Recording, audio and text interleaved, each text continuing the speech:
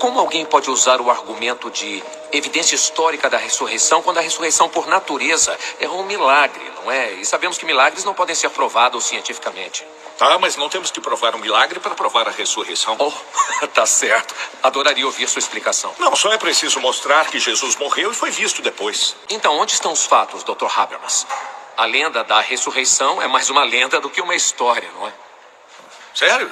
Não segundo os registros históricos. Sabia que temos registros da ressurreição com testemunhas oculares que são da mesma época da própria ressurreição? Essa fonte também diz que 500 pessoas diferentes viram Jesus ao mesmo tempo. Não estamos falando de décadas ou séculos depois da crucificação, Sr. Strobel. São meses. Tudo bem, 500 testemunhas, mas continua sendo a mesma fonte histórica, a Bíblia. Errado. Há pelo menos 9 fontes antigas dentro e fora da Bíblia, confirmando que discípulos e outros encontraram Jesus depois da crucificação. Mas eles já eram seguidores de Jesus Cristo. Bom, não todos. Pense em Saulo de Tarso. Ele originalmente era perseguidor de cristãos. Ele os caçava e os matava. Mas morreu como o apóstolo Paulo, proclamando que Jesus era o Filho de Deus. Mas não podemos nos enganar, doutor. Pessoas morrem por mentiras o tempo todo. 900 pessoas morreram bebendo suco envenenado em Johnstown. É verdade. E há outros exemplos como este na história, mas olha só a diferença. As pessoas não bebem veneno de propósito por algo que sabem que é mentira. Tem razão. Se os primeiros mártires da igreja soubessem que a ressurreição era mentira, por que gostariam de morrer por isso? Você morreria? Me perdoa, mas como um homem que prima por valorizar as evidências, não acha que esse tipo de pensamento esperançoso enfraquece o seu argumento? Nem um pouco. O fato de eu me beneficiar da gravidade não prova que ela é real. Assim como eu não gostar de mosquitos, não é argumento contra a existência deles. Olha, o que eu quero e o que eu não quero não tem impacto na verdade.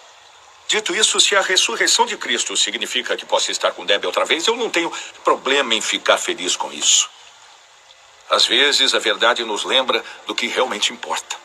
Olha, eu entendo que algumas pessoas dizem ter visto Jesus depois de sua crucificação e algumas até escreveram isso, mas a minha dúvida é como ter certeza da legitimidade desses manuscritos. Do mesmo jeito que autenticamos qualquer documento histórico, comparando e contrastando com as cópias que recuperamos. É chamado de análise textual. Quanto mais cópias tivermos, melhor poderemos cruzar as referências e descobrir se o que está escrito no original é historicamente correto. E quanto antes vierem na história, melhor.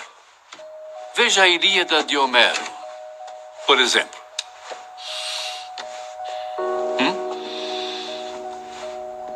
É original? Tão original como a terra macedônica de onde eu a escavei. Os gregos consideraram isto a Bíblia deles por muitos séculos. É verdade. Essa é uma das 1565 cópias que existem hoje. Agora, a Ilíada foi composta 800 anos antes de Cristo. Sei. Essa cópia grega é do século 3 depois de Cristo. Então, 800. Isso quer dizer que são 1100 anos entre esta cópia e a original, não é? Correto.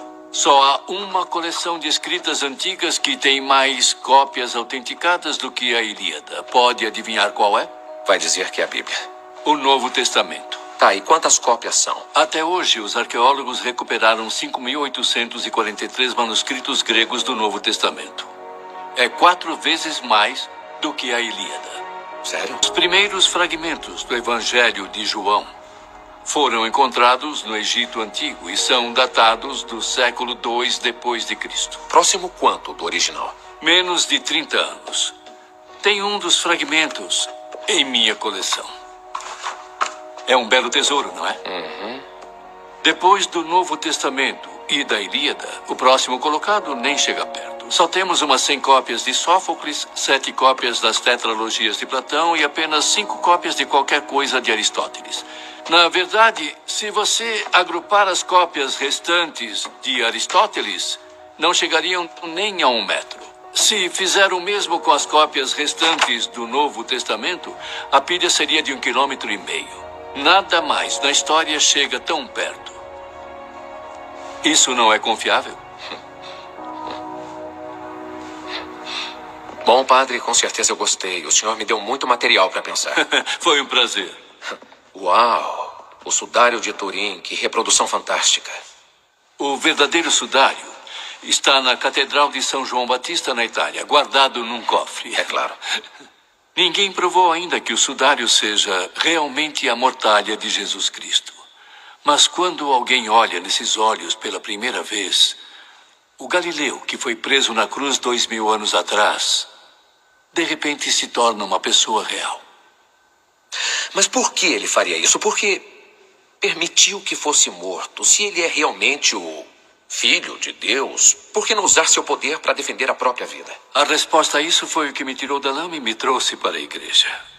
É realmente muito simples. O amor. Dr. Craig, obrigado por retornar minha ligação. Desculpe a demora. Estou ligando de Jerusalém. Tenho que dar uma palestra daqui a pouco. Não queria deixar você esperando. Bom, eu vou direto ao assunto. Eu estou fazendo uma pesquisa sobre a suposta ressurreição de Jesus e eu quero falar sobre uma teoria. Talvez a razão da tumba estar vazia foi porque o corpo de Jesus não esteve lá desde o início, porque sabemos que os romanos jogavam o corpo dos crucificados para os cachorros. Não há evidências, mas há registros específicos de que isso não aconteceu com Jesus. Que registros são esses? Os primeiros registros dizem que Jesus foi devidamente enterrado na tumba e os romanos permitiam os enterros para algumas vítimas de crucificação. Mas ainda tem uma coisa que não se encaixa para mim sobre essas supostas testemunhas oculares que dizem ter encontrado a tumba de Jesus vazia. O quê? O fato de serem todas mulheres? É, porque sabemos, segundo os costumes judeus, que as mulheres não eram testemunhas confiáveis, não é mesmo? Certo. Então por que os 4 escritores do Evangelho disseram que foram mulheres que descobriram a tumba vazia? É o que eu tô perguntando. Bom, se você fosse um judeu do século I inventando uma história do nada, não diria que foram mulheres que descobriram a tumba. Iria danificar o caso e não ajudar. Tá, talvez fossem discípulos sem talento para escrever. Ou os discípulos registraram o que aconteceu mesmo e deixaram a história seguir adiante. Tá bom, tudo bem, mas você tem que admitir que existe um espaço em branco em tudo isso, não é? Um espaço em branco? Olha, o fato dos evangelhos estarem cheios de contradições sobre a tumba vazia, tá? Se eu publicasse uma história com tantas falhas, eu estaria demitido. Se olharmos o evangelho, ele começou em Mateus, não é? Mateus coloca Maria Madalena e uma outra Maria na tumba. Quando lemos Marcos, ele adiciona Maria Salomé. Depois Lucas acrescenta Maria, mãe de Tiago, e outra mulher chamada Joana. Mas o que é isso? Sei lá, precisa de um mapa para entender essa bagunça. Sim, há diferenças, mas não incomoda a maioria dos historiadores. Por quê? Por que não incomoda? Incomoda a mim, por que não a eles? Porque o foco da história é o mesmo nos 4. Depois de Jesus ser colocado na tumba, foi visitado no domingo de manhã por um pequeno grupo de mulheres que descobriu que o corpo sumiu. Você estudou direito? Em Yale eu estudei. Então sabe que quando a polícia questiona várias testemunhas na cena do crime, ela nunca espera que os detalhes secundários sejam consistentes, desde que o foco do relato seja o mesmo. Se forem muito similares, é suspeito. É verdade. É exatamente disso que estamos falando aqui. A tumba vazia é baseada em evidência. E evidência não é o seu negócio? É sim. É, mas e se a ressurreição for um dos detalhes históricos que foi registrado incorretamente? Como saber? Algum dia vamos saber? Lee, deixa eu perguntar uma coisa.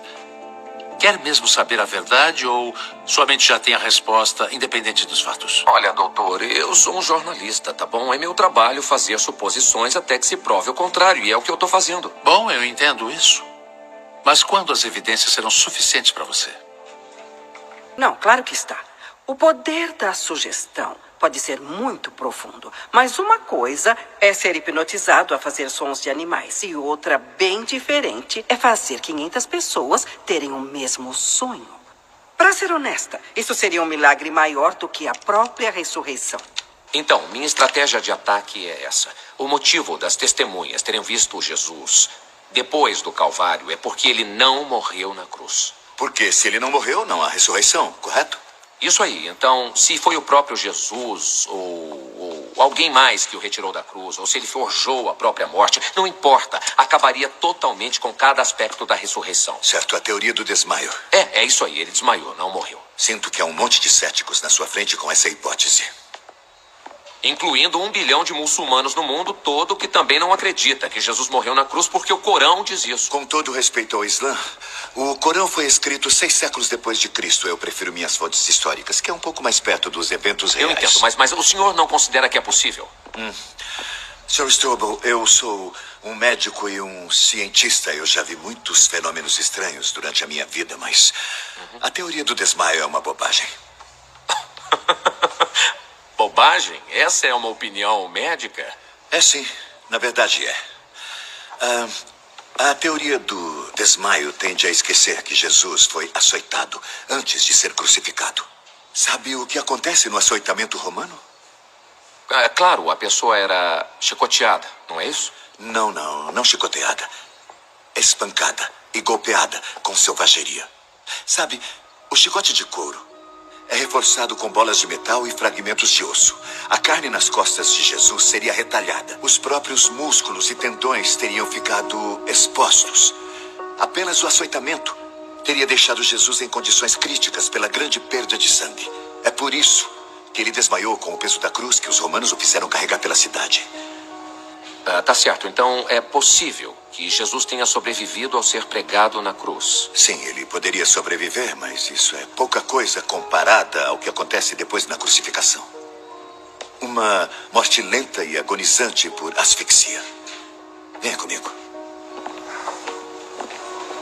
Bom, o estresse nos músculos peitorais de Jesus teriam travado seus pulmões na posição de inalar. Então, para deixar a respiração sair, ele teria que se curvar, usando os pulsos e pés perfurados, raspando suas costas dilaceradas contra a madeira da cruz, depois soltar o corpo novamente para poder respirar. O que ele teria que fazer várias e várias e várias vezes, até que a exaustão tornasse isso impossível e, inevitavelmente, Ele morreu, em teoria, mas vamos lembrar que esses soldados não eram médicos, não é? Então talvez tenham tirado ele da cruz e acharam que ele estava morto, mas de fato não estava. Não, claro que não eram médicos, eram matadores profissionais. E eram realmente bons em seu trabalho. Tinham que ser. Se um prisioneiro escapasse vivo, eles mesmos seriam executados. Sr. Strobel, a crucificação de Jesus é um dos eventos mais certificados do mundo antigo. E se quiser encontrar uma agulha em um palheiro, a teoria do desmaio é essa. Quando os soldados fincaram a lança entre as costelas de Jesus, sabe o que saiu? Sangue e água. Que agora sabemos é a descrição de um derrame pericárdico como resultado da morte por asfixia. É uma condição que ninguém poderia forjar. Então, para responder sua pergunta, sim, é minha opinião médica que Jesus Cristo morreu na cruz. Com licença, doutor. Um momento. Mas eu tive um problema sério com a maioria dos peritos com quem eu conversei. Que é? A maioria deles não foi imparcial. E se eu fosse dar um palpite, eu diria que o senhor também não está sendo. E estaria correto, senhor. Mas eu aprendi que a maioria dos imparciais que passam por essa jornada raramente permanecem assim. No entanto, eu posso indicar uma das mais imparciais fontes que eu conheço. O senhor confiaria no jornal da Associação dos Médicos Americanos? É claro, é um grande jornal científico, eu tenho que admitir isso. Sobre a morte física de Jesus. Claramente, o peso das evidências médicas e históricas indicam que Jesus estava morto antes do ferimento na lateral do tórax. Consequentemente, interpretações baseadas na presunção de que Jesus não morreu na cruz parecem estranhas diante do conhecimento médico moderno.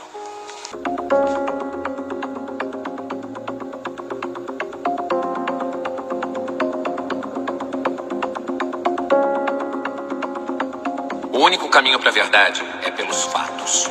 A fé cristã inteira está baseada na ressurreição de Jesus. Se ela não aconteceu, então é um castelo de cartas. Só é preciso mostrar que Jesus morreu e foi visto depois. Como podemos ter certeza da legitimidade daqueles manuscritos? Arqueólogos recuperaram 5.843 manuscritos gregos do Novo Testamento. Nada mais na história chega tão perto. O senhor confiaria no jornal da Associação dos Médicos Americanos? Claro. Jesus Cristo morreu naquela cruz. O senhor não está me dizendo o que eu esperava ouvir. E se for verdade, você não iria querer saber? Os primeiros registros dizem que Jesus foi enterrado na tumba. A tumba vazia é baseada em evidência. E evidência não é o seu negócio? A fé é evidência de coisas que não podemos podemos ver. Qualquer historiador cuidadoso veria que o foco contado é consistente, mesmo se alguns detalhes secundários forem contados de diferentes perspectivas. 500 pessoas diferentes viram Jesus ao mesmo tempo. Isso seria um milagre maior do que a própria ressurreição. Os discípulos registraram o que realmente aconteceu. Pessoas com nenhuma motivação para mentir. Mas quando as evidências serão suficientes? Eu senti que talvez seja mais real do que qualquer coisa que já senti na minha vida. Não é uma condição que alguém poderia forjar. Ainda é preciso ter fé.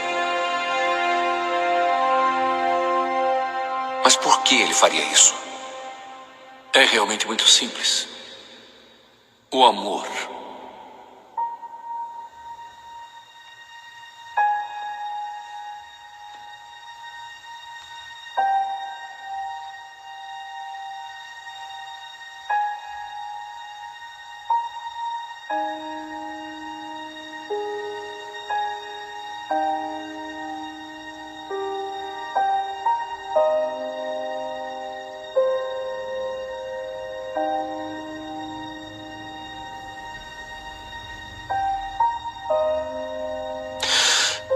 Tá certo, Deus.